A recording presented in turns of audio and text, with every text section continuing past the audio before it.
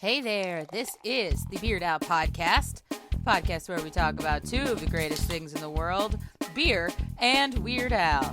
And we're coming at you completely pre-recorded from a split-level cave 20 miles below the surface of the Earth. And we are proud to be a member of the OddPods Media Network. So, let's just get on with this stupid show. Hey, you there. We've got a question for you. Are you tired of clickbait stories and the loudest voices driving discussions in culture and entertainment? If so, I'm Dylan. I'm Kendall. And I'm Corey. And we host the podcast From the Middle. We're middle-class guys living in the middle of America, in the middle chapters of our lives with points of view somewhere in the middle. We take a more reasonable and centrist approach in our discussions covering genres like comedy, culture, entertainment, and interviews, with really interesting folks like business owners, comic creators, doctors, news anchors, New York Times best-selling illustrators, professional stand-up comics, and more. We really value a relaxed and conversational podcast, one that we hope is so fun and laid back, you'll forget you're not actually hanging out with us. So search at From the Mid Pod, just like it sounds, or check us out everywhere you can find podcasts. Okay, and then we'll see how this goes. Oh, hey! Oh, that's so cool. How are you doing? Have a seat. Have a drink. Boy, I can glad to see you. What can you say? Where's Lala?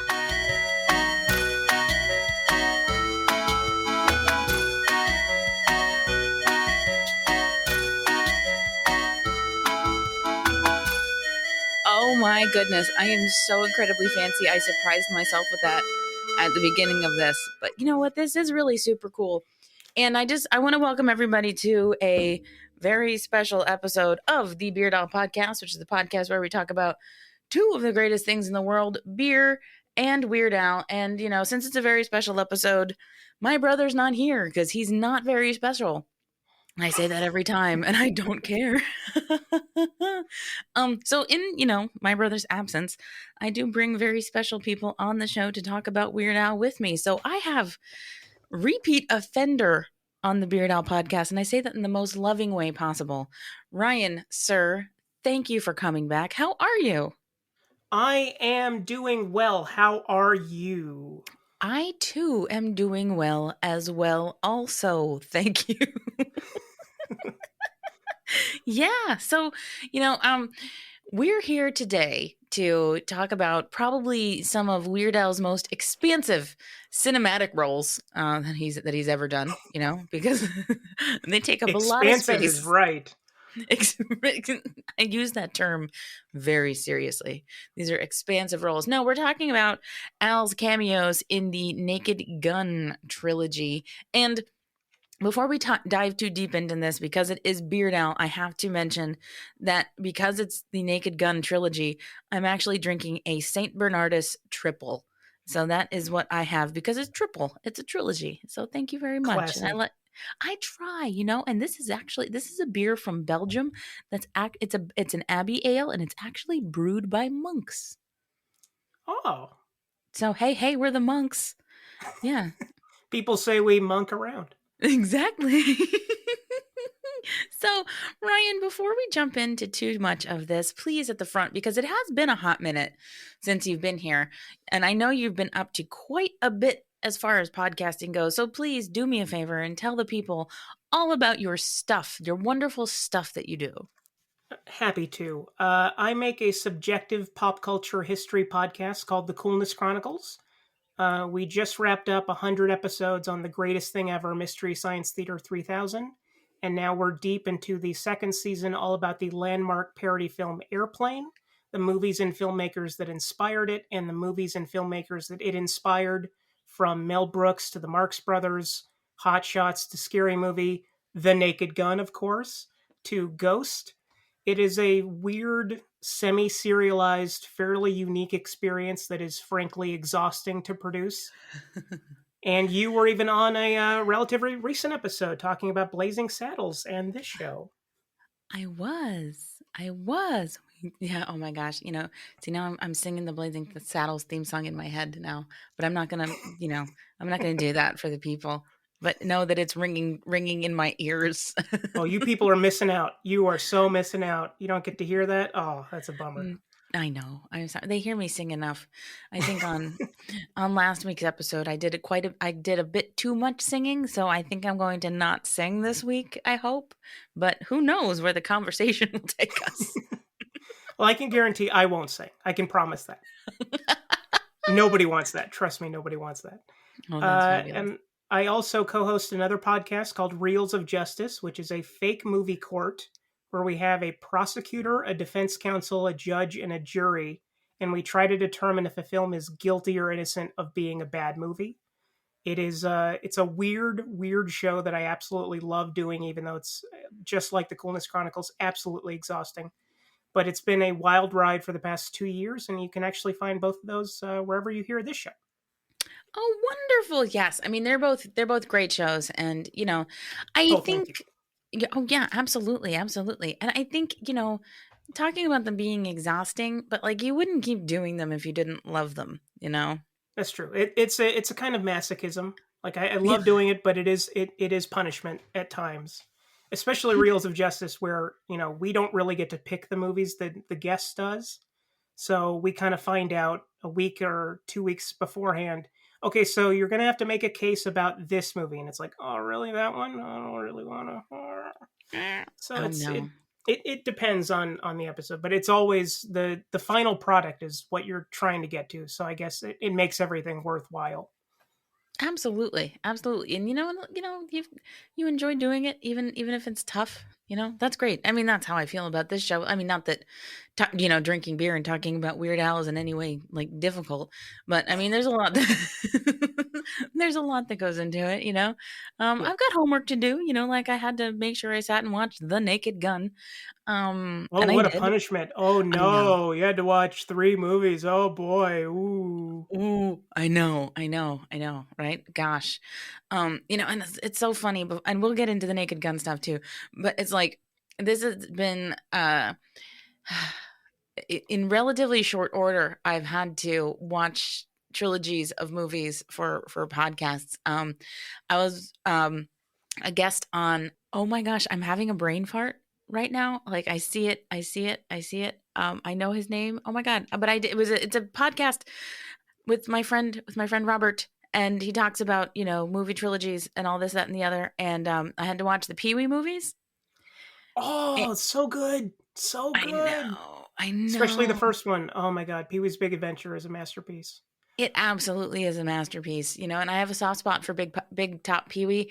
And then I saw for the first time Pee-wee's Big Holiday, which I had never seen before doing that. Fun movie. It was way more fun than I was expecting it to be, and franchise detours, that's what it's called. Haha, I knew it would come to me. Sorry, buddy. There's too much rattling around in my brain. But anyway, yes, we are talking about what Weird Al did in a different movie franchise. Again, The Naked Gun. So, as I said at the beginning, these are huge cameos, giant cameos that probably took so much of Weird Al's time to do. Yeah, it occupied so much of his mental wheel space. I'm sure. To come on there and to wave at the camera. I'm sure that was the hardest work he's ever done in his life. Yeah. I mean, it takes a lot of effort to wave, So okay, all right, let's set it up for the people. I mean, okay, since you are the movie guy, I'm the Weird Al person. You're the movie guy. Can you set the scene in the first The Naked Gun where sure. Weird Al comes into play, please? So, well, first a little background. This is based on a television show that the writers and directors of Airplane made in 1982 called Police Squad. And they originally wrote the pilot of the television series as a movie, but they couldn't finish it. They had no idea how to end it, so they decided to make it a TV show instead because they had written like a third of it. And so that's the length of your average television episode. So After that, then they made Top Secret, which was a masterpiece, but did not hit at the box office. Then they made Ruthless People, which was a big hit. And they decided that they were going to revisit the character that they created, Frank Drebin, played by Leslie Nielsen, as a movie version of Police Squad called The Naked Gun from the files of Police Squad. Mm-hmm. And so it's basically a police procedural, much in the vein of, there's an old TV show, I think it was with Lee Marvin, called M Squad. It was a Quinn Martin production. And it's basically, it's what if they did a cop show, but it was a complete absurdist comedy. Like, what if absolutely nothing in it actually made sense? And what if it's the Airplane version of cop shows, basically. Yeah. That makes complete sense. And I'm going to sidebar you here for a second. Ruthless People. There's another Weird Al connection right there, because he did a parody of the theme to Ruthless People. Toothless People, which is not one of my favorite Weird Al songs, if I'm being completely honest. And, it's my show, I might as well be. But it has grown on me because like he hits that Mick Jagger like so perfectly. But yeah, when the song was, he figured it was part of like a movie, right? And it was Mick Jagger. This song's gonna be a hit. And then when it wasn't, he was like, well, crap, I already got permission from Mick Jagger to do this. I have to put it out. So it got tacked on the end of Polka Party. Now, I don't think I've actually heard Toothless People in a long time. Would you say that it's, so you say that it's not one of your favorite? It's not, and I think that's largely due to the fact that, like, I don't think, the song Ruthless People was not a hit for a reason. Right. And so the source material is not great, but Weird Al does everything he can with it, even though there is a lot of really low-hanging fruit lyrically in the song as well. They only show you their gums when they smile. See, I told you I'd end up singing.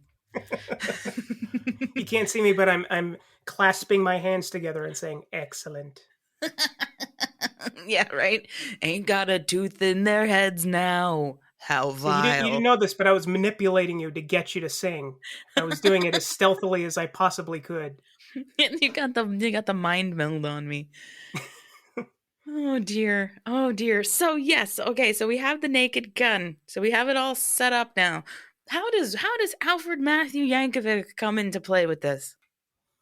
So Frank Drebin is at the airport with God, why am I blanking on his name?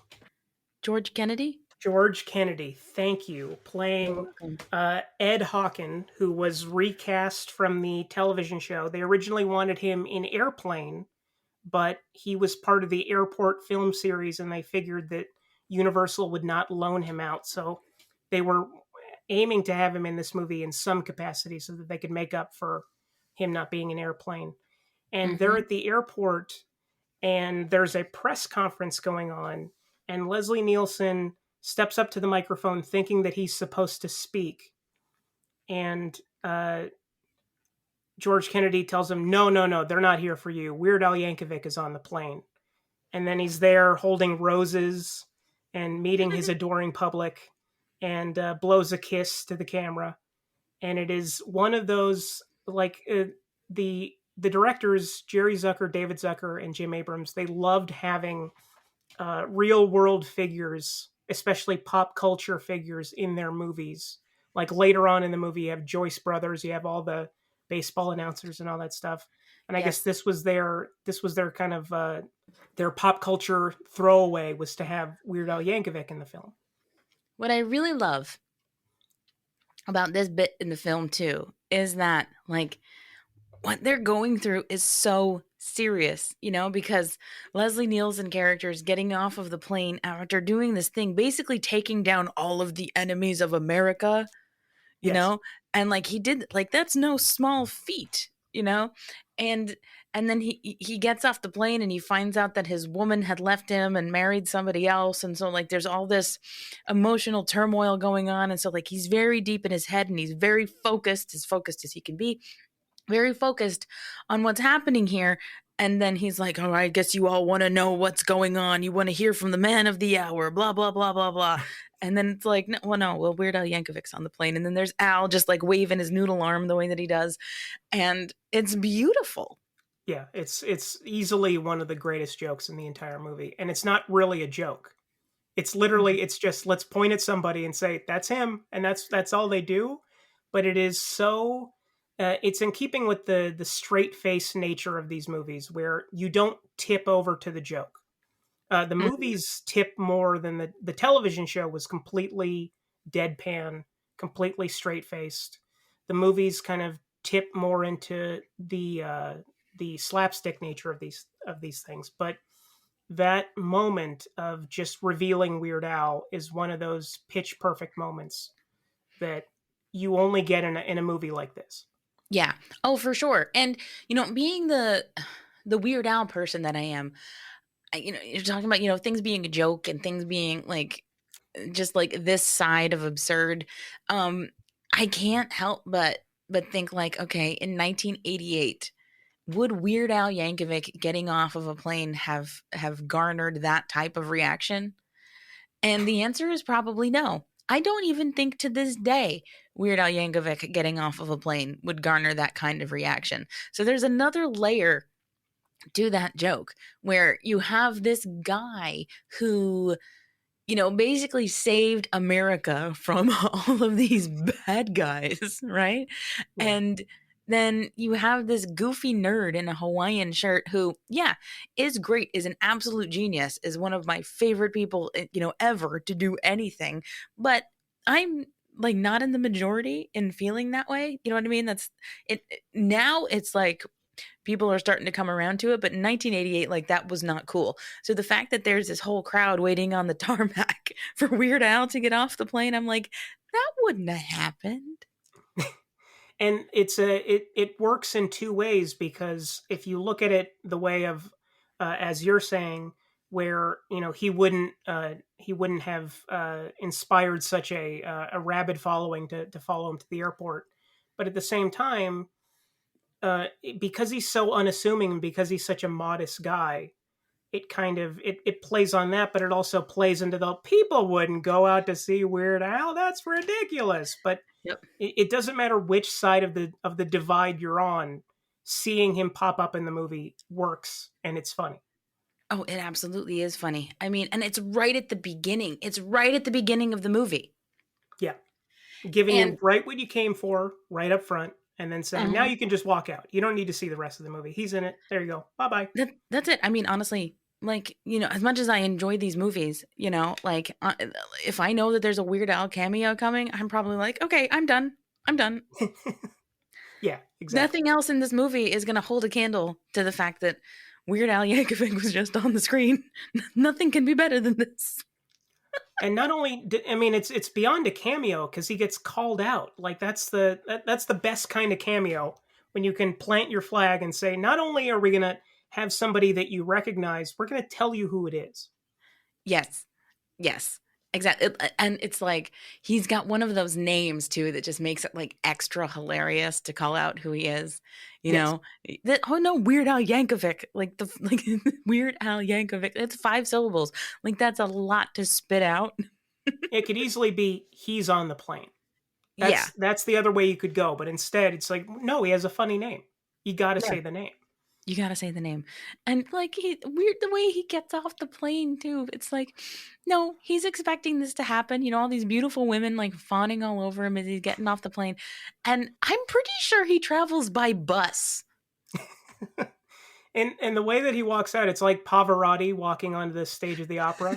Like, yes, I know. I know it is impressive that you got to see Weird Al. Yes, I'm overjoyed by being here. Yes, thank you. Yes. Oh my God. Oh my God. And like that is so not how he is with anything either. Like having met him, I'm just like, he's so kind, and he's just like, I feel like he can't believe that people come in droves to do the VIP experience at his tours and want to meet him. I feel like every single person that comes through that line, like he can't believe that they're there. So he wouldn't have known what to do with a moment like that either. Yeah, and you got to think like it with somebody with a more let's say ego driven persona, you could get the knock for that call saying, "Hey, we want you to be a cameo in the movie." Be like, "That's great," and then he reads it and goes, "Wait a second, you're making fun of me."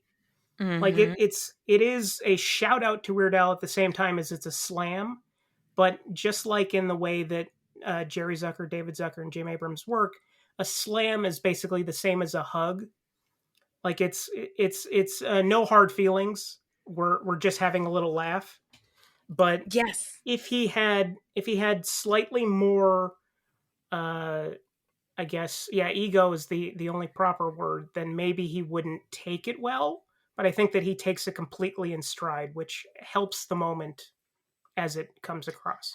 It totally does. And like that's such a great point that you made there. Like they're poking fun at him, but in you're right, in a like no, like this is a good thing kind of way. And that's Yeah. exactly what Weird Al does with his music. You know, like Yes. he pokes fun at the songs and sometimes at the artists themselves, but in a way that they can't be mad at, you Yeah. know? And so the fact that he can have it come back at him and take it exactly the same way, that just speaks to the kind of person that he is. Yes, absolutely. And I love And it. it's such a warm moment too. Like when he actually does show up, you're just like, oh, that's great. Oh, I haven't seen him in a while. That's so good. And it's Yeah. just it's a moment of recognition that is just it's one of the sweetest moments I think in the movie, which is not really known for being sweet, but it No, is it is a pretty sweet moment. it definitely is a sweet moment for sure, for sure. And to kind of, put the umbrella over this whole thing, like he could have stopped after the first movie with that particular cameo. And I think and we're going to get to the other two as we go through this, but I think the way that his cameos happened across the span of these three films was also done really, really perfectly. Because you Yeah. have this first one, which is him getting off of the airplane, and then um, I'm just going to set the stage right here at the beginning. We're going to talk about all of them, and it's fine. But I think everybody knows that he was in the first one. Like that is a moment that people remember. And then when Yes. you're like, "Oh, he was in more than one Naked Gun movie?" And then you're like, and then they'll go, "Oh no, he was in the third one. He got the limo. Yeah, yeah, yeah, yeah, yeah. I remember that." A lot of people don't remember that he was also in the second one. Yes. It wasn't until I rewatched these movies to do the Naked Gun on the Coolness Chronicles that I realized he was even in the film. And I've seen Naked Gun 2.5, The Smell of Fear, great title. I've seen that movie since childhood, maybe 10 or 12 times, and never realized that he was in it until I read the credits. And he's Mhm. listed in the credits. And I'm like, wait a second, I remember that guy. But then I went back and I started doing this deep dive, and they even put him in the trailer, which is a big thing to do for just a cameo role. But his one line in this movie, the one time that he actually has dialogue, is in the trailer. Yeah. Yeah, and I'm glad you brought that up too, because I was going to say, like, the second one is the only one where he has a speaking part, but it's also the only one that people forget about. Yes, it's the only one where he's playing a character. Yeah, he's not Weird Al. What is the character name? It's something like um I think it's po- Perp. police I state think it's Perp. or thug, Thug, yes. I think you're right. I think you're right. I police think it's station Thug. thug. Yeah. Yeah, and I'm like, oh my god, Weird Al, a thug. So let's talk about how this second cameo happens, because it's about 25 minutes into the film, right? Yeah, I would say. And they're walking into the police station, and Weird Al as police station thug, he's got people up at like gunpoint, right? Yes. He's got a few members of the police station being held hostage right behind a door. Yeah, the door is important. Yes. Very important. Very important. Because this is the most blink if you miss it cameos I think that ever happened ever. I don't even remember what he says. You can barely make out what he says. Okay, say your prayers. And then Is that bonk right on the head. he gets hit with the door. And that's it. Okay, say your prayers. That's right. That's right. And then he gets hit with the door. So what was happening like around that? Because I mean, this is deeper into the movie than the first one, because the first one's right Yes. at the beginning. This one is, you know, a decent way into it. Correct. Where were they coming from when they were going to the police station? Because again, they all bleed together. Do you remember? Oh God, I have no idea. It doesn't really matter. It's been a hot minute since I've seen this, but it is short. I mean, because there's a bombing attempt at the beginning of the movie. I think it's shortly after that.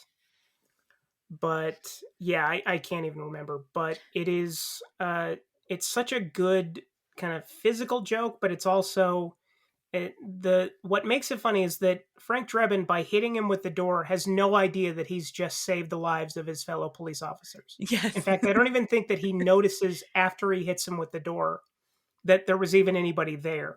Yeah. So it's one of those moments of like, he's only a good cop on accident.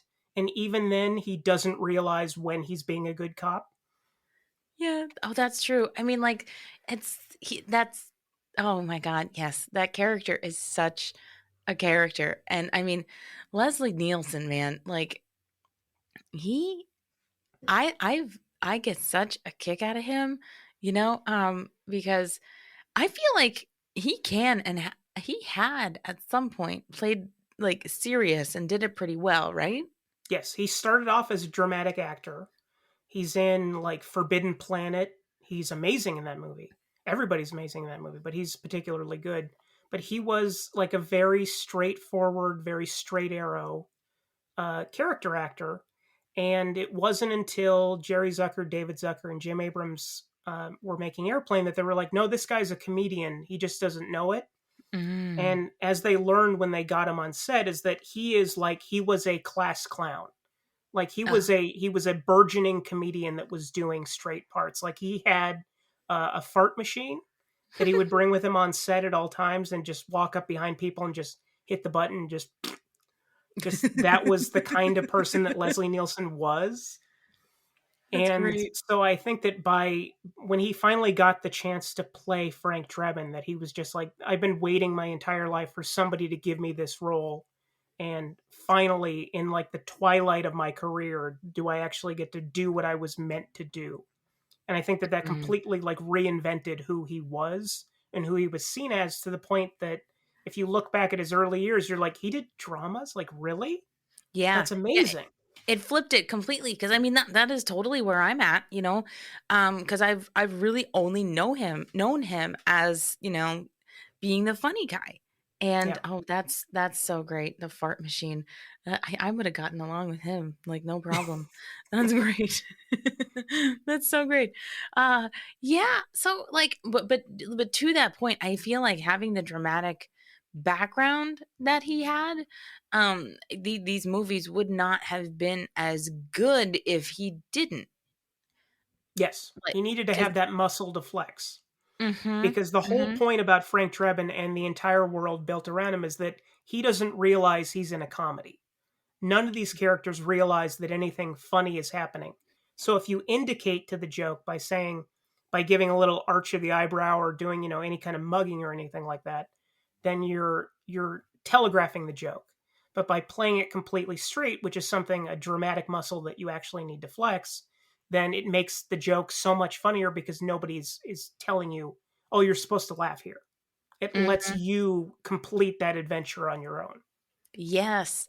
And I love that kind of funny where it's not spoon feeding it to you. And I feel like this entire trilogy, it's hilarious, and it has the slapstick and it has all of that going for it. But you have to think about it to a degree. And I think a lot of that has to do with the fact that there's so much, like you said, there's so much like strong dramatic muscle behind it. And the fact that any of these guys let Weird Al in on it in even any sort of way is absolutely amazing, because he wasn't, when the first one came out in 1988, right? Like UHF didn't come out until 1989, right. And so he wasn't an actor. He didn't really have a lot of that. he wasn't in movies, he wasn't in the films, he didn't do any of that stuff. So Yeah.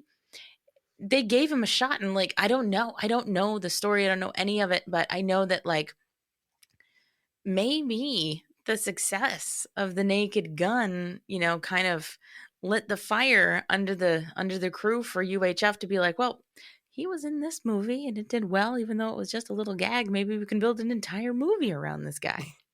Yeah, exactly. And the cool thing about him being in the movie is that just like playing it completely straight, it's the director saying to the audience, "We trust you." Mm-hmm. It's David Zucker, who directed the movie Solo, was only one of the three directors for Airplane and everything like that, but he directed all the Naked Gun, or directed the first two Naked Gun movies himself. Just like saying to Weird Al, "We trust you to deliver on this moment." He's telling the audience, "No, we trust you to get the joke. It's fine." Yeah. Yeah. And that's really interesting. Like that whole level of trust.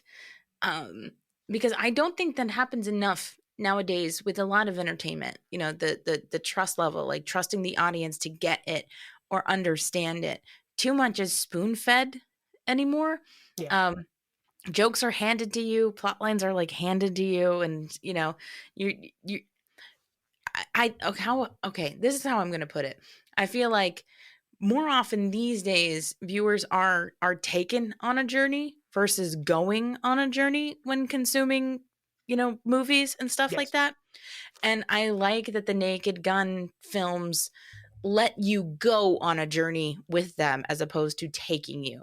Yeah, And they lead you up to the street and they say you can cross whenever you want. mhm, You don't need to hold your hand to do it. You can do it. And yeah, then you you can make it do to it. the end by yourself, and then you have a good hearty laugh. Yeah, yeah, exactly.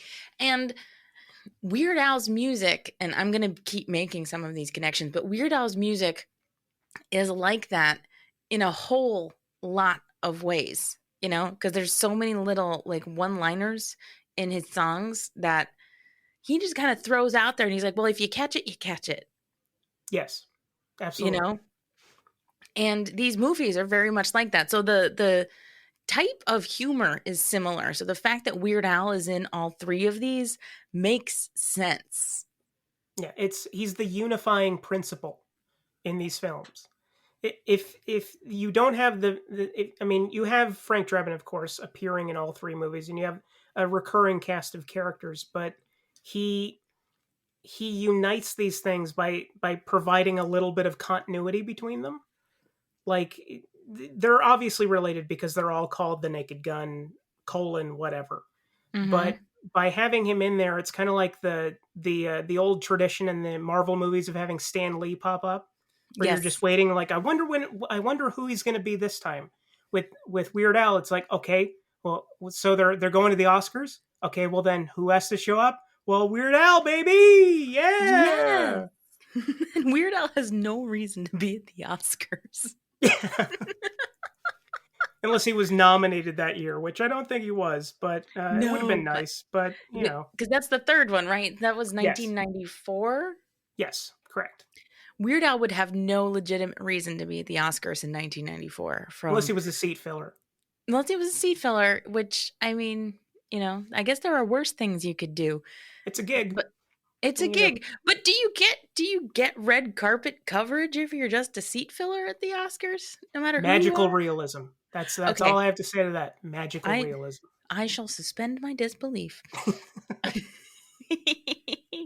But yeah, so just to get everybody else up to speed, we're talking about the Oscars and the Academy Awards. And that's the third one. That's Yes. Naked Gun, 33 and a third. The final insult. The final insult. Here's something I found out today that I thought was kind of cool. It wasn't originally called the final insult. I did not know that. Yeah. Yeah. They wanted to call it Naked Gun 33 and a third just for the record. Right? Oh. But the movie company did not think that audiences would get the joke. Mm-hmm. Because 33 and a third is a speed at which you can spin records. That's a thinker. Oh It's boy. a I thinker. gotta say, I stand with the studio on that one. I wouldn't have got it. So I have to assume that most people wouldn't have gotten it because I'm pretty thick. So if I can't get something, I don't think anybody else is going to get it. Yeah, so I found that out today. I was like, oh my goodness, and that's okay. But talking about trust, right? The studio did not trust audiences to get that joke, but that's what the filmmakers wanted. They wanted to say like, okay, who's going to catch this is going to catch this. Yeah. And they're going to think it's hilarious.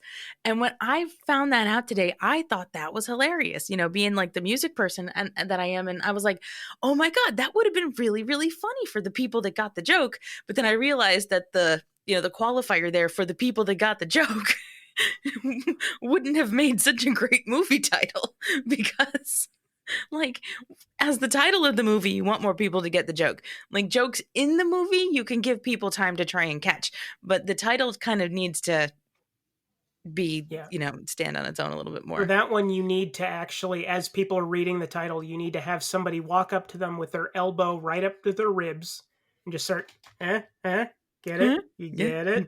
Get it? No, not really. Explain the joke. But it's record 33 and yeah. And I would still be saying like, stop poking me. No, I don't get it. God. It's what, oh my God. But you're talking about get it, and trusting and stuff. It would have been a slow burn. I feel like there's a lot of people that would have been like, just for the record, I don't understand that. But like record also would have made sense for police because people can have a record and stuff like that.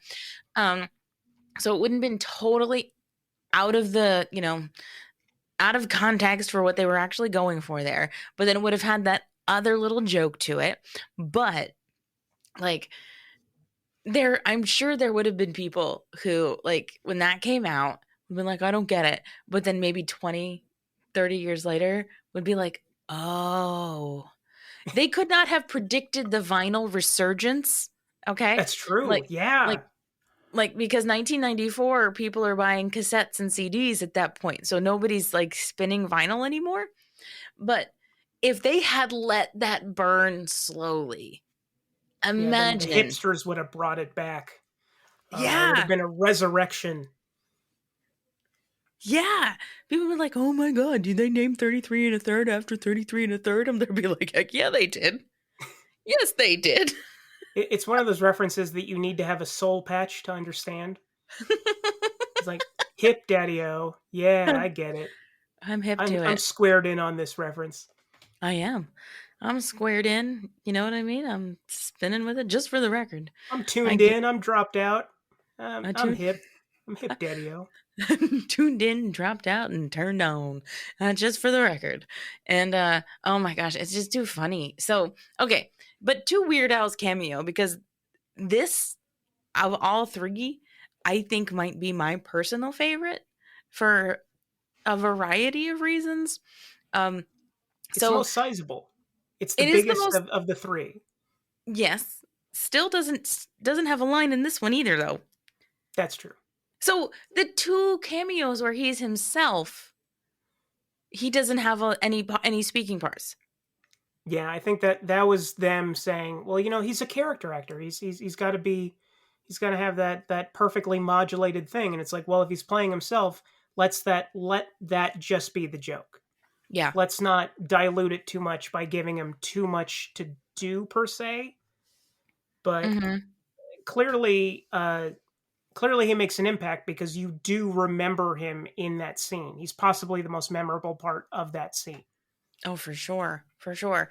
Definitely makes an impression in that scene, So again, for the people who may not have been paying attention, we're talking about the scene in Naked Gun 33 and a third, where they're at the Academy Awards and Weird Al steps out of a limo to much paparazzo fanfare. With Vanna White. With Vanna White. And now 1994. This particular cameo occurred, I want to say a good 6 years after the song Stuck in a Closet with Vanna White from the Even Worse album. I think you're right. Yep. So this, as a Weird Al person, brings me joy in a multitude of ways because I'm like, The fulfillment of a prophecy. it is the fulfillment of a prophecy because he wrote this song about being stuck in a closet with Vanna White. And now, again, if it's the actual Weird Al Yankovic in this, Naked Gun universe, it stands to reason that the song Stuck in a Closet with Vanna White exists in the Naked Gun universe, right? Yes, it's canonical. It's canonical. It's there. It exists. And so then the first Naked Gun movie came out in 1988, which is the same year that Even Worse came out, which is the album with Stuck in a Closet with Vanna White. Okay? So this is a whole thing. Okay? Maybe this is the story. Maybe this is what happened. No. It's the Weird Al metaverse. It's the weird. Thank you. It's all connected. It's all connected. It's all like connected. a big old yarn board. Yes, it's all connected. Who is Pepe Silva? No, it's all connected.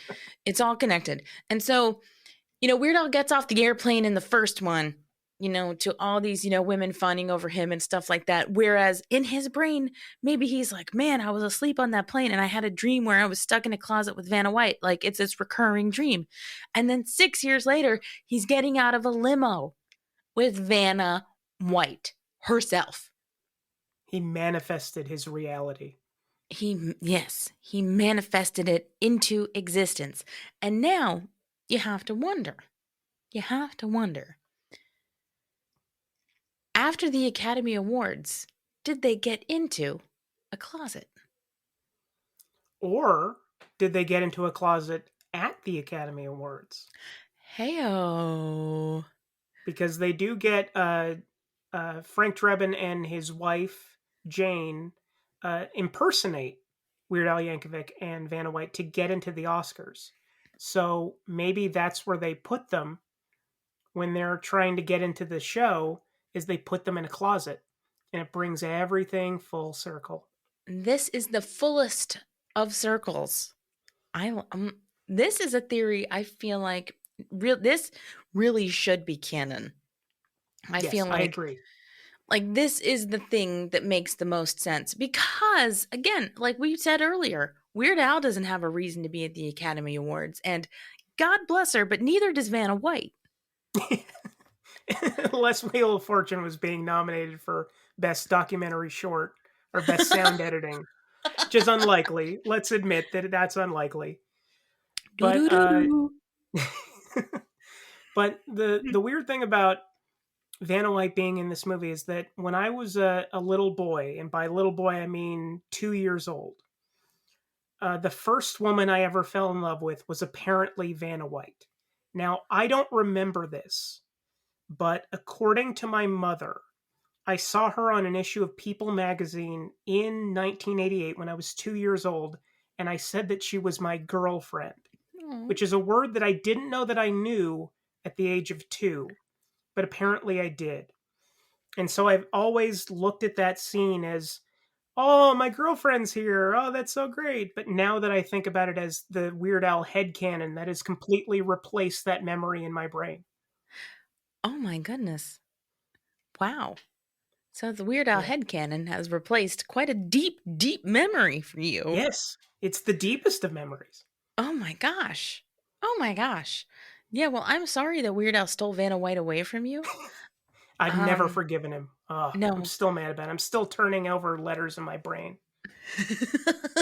Night after night after night after night. Oh, no. Oh, the Vanna White song. It's great. Yeah. So, like, that's the whole story, though, basically, is that Weird Al is in every single Naked Gun movie. And Correct. I love what you said about him being like, he's a very sneaky thread of continuity between these three films. Yes, he's the overarching mythology, if you will. If you want to get into TV buzzwords, he's the glue that holds it all together. Yes. And I love thinking about Weird Al as the glue that holds it all together, because I also firmly believe that Weird Al very well may be the glue that holds all of pop culture together, whether we know it or not. He's always looking out for us. Perched high up on the hill. He's looking down at us and saying, That'll do, pig. That'll do. He very well might be. He very well might be, because my goodness, like, Weird Al hasn't put an album out since 2014, and music wasn't great then, but I don't feel like it's gotten any better since. And like, I feel like maybe Weird Al needs to do something, Yes. you know, to save us from To save us from ourselves. yes, to save us from ourselves. You know, oh my God, like, you can't hate the guy. You just can't. Like, he's doing what he's doing now. He's living his best life, and I don't hate him for it. I really don't. He's doing a great job.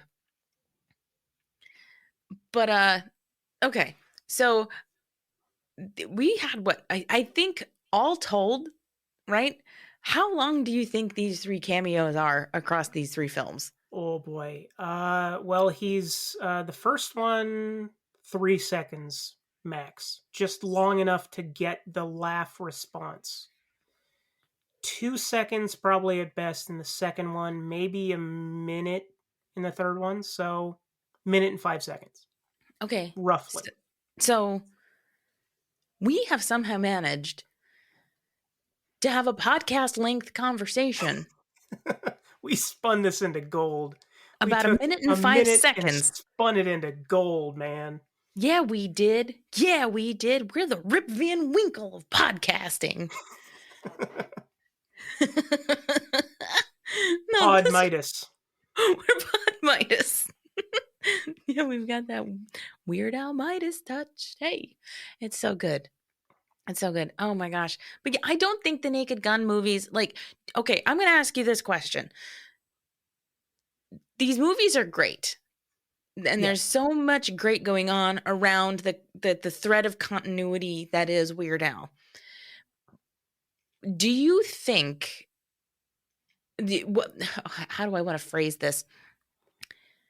Would this film franchise have been hurt, and in what way, if Weird Al weren't in them?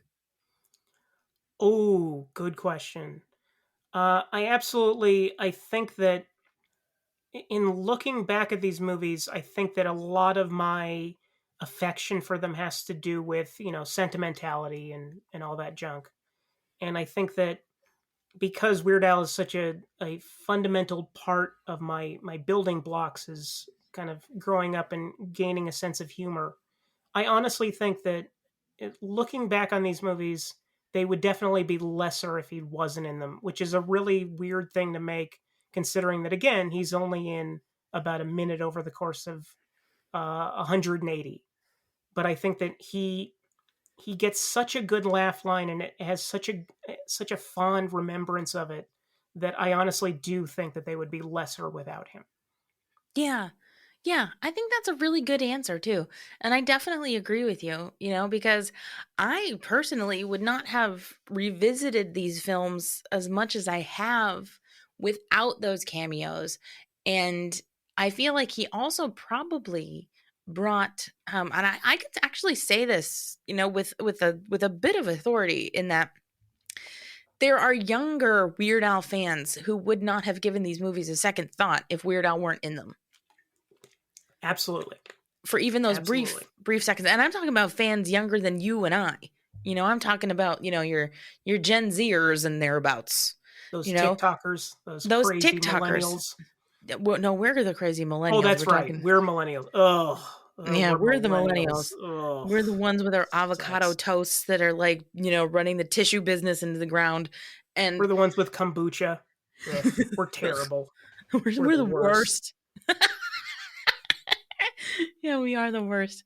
But yeah, I like that answer, because again, these movies would have had and they still do, like, they have a great amount of longevity to them, and they've got people that love them and stuff.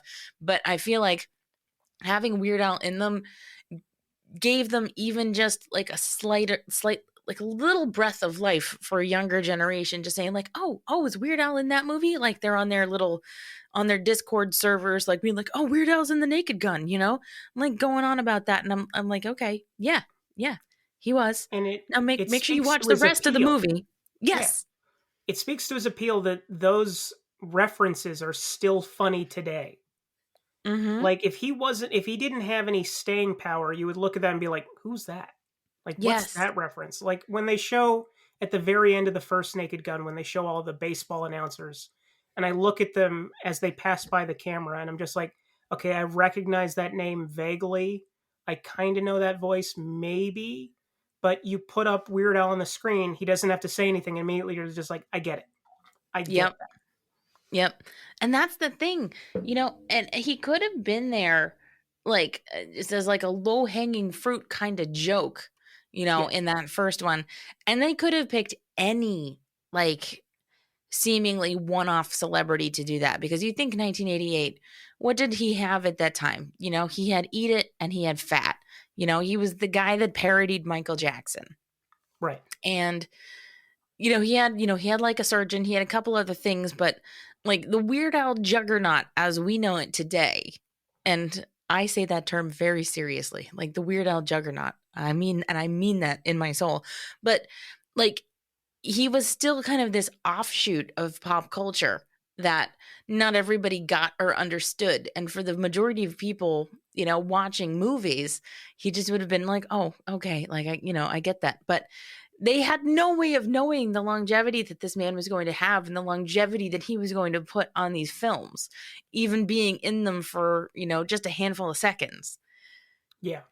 And I love that he kind of makes them timeless in a way. Like that's kind of like the sterling thing that holds up is he pops up and you're just like, oh, Weird Al. Oh, Yeah. that's so Yeah. great. And the Just fact makes your that, heart. kids can watch these movies and pick up on who that is, that really says a lot to his staying power.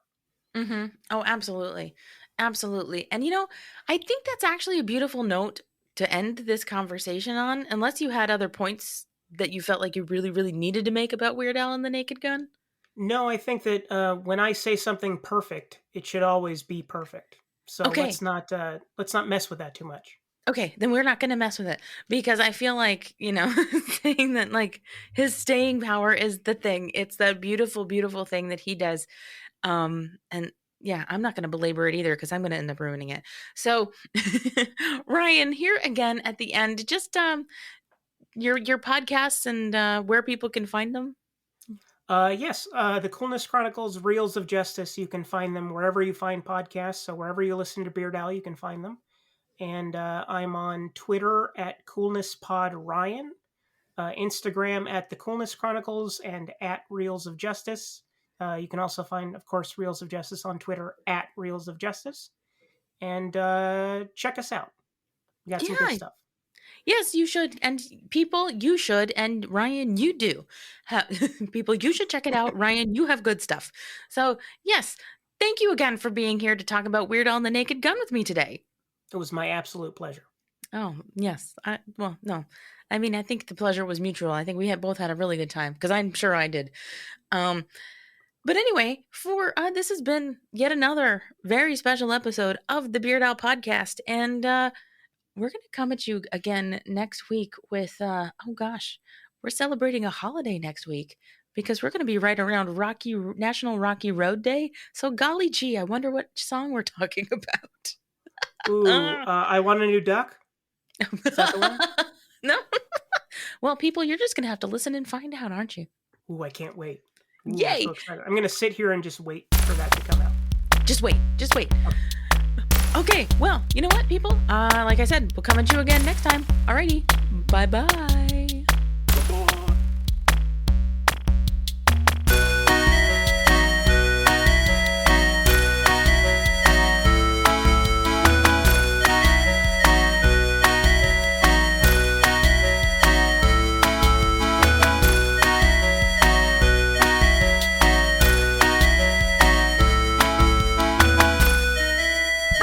Sorry, we got a one. We got a pencil again.